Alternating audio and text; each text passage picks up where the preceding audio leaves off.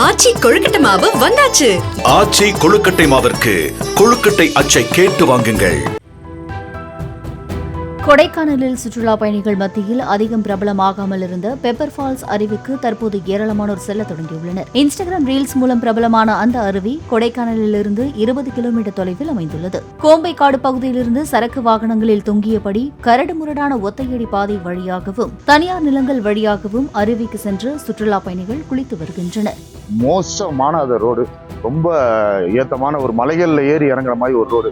அந்த ரோட்டுல இவங்க சுற்றுலா ஒரு வித்தியாசமா நாங்க ஏதாவது பார்க்கணும், வித்தியாசமான ஒரு இடங்களுக்கு போகணும்னு சொல்லிட்டு ரோடு இல்லாத பகுதியில இந்த ஜீப் உள்ள போகும். இதுல ஆட்களை ஏத்திட்டு போறாங்க. இந்த ஆட்கள் மேல உட்கார்ந்து அந்த ஜீப்ல உள்ள உட்கார்ந்து சேஃப்டியான இதெல்லாம் இல்ல, தொத்திட்டு போகணும், குடிச்சிட்டு தான் போகணும். சப்போஸ் ஒரு விதமான சாயக்கூடிய இது பண்ணாலும் உயிருக்கு எந்த ஒரு உத்தரவாதமும் கிடையாது. அதாவது ஒரு ஒரு ஒரு முடிய அளவுக்கு ஏதாவது கால் தடுக்குனா கூட நேராக கீழே போய் விழுகக்கூடிய சூழ்நிலை இருக்கு.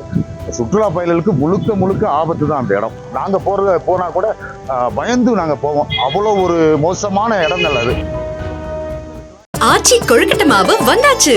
ஆச்சி கொழுக்கட்டை மாவிற்கு கொழுக்கட்டை அச்சை கேட்டு வாங்குங்கள்.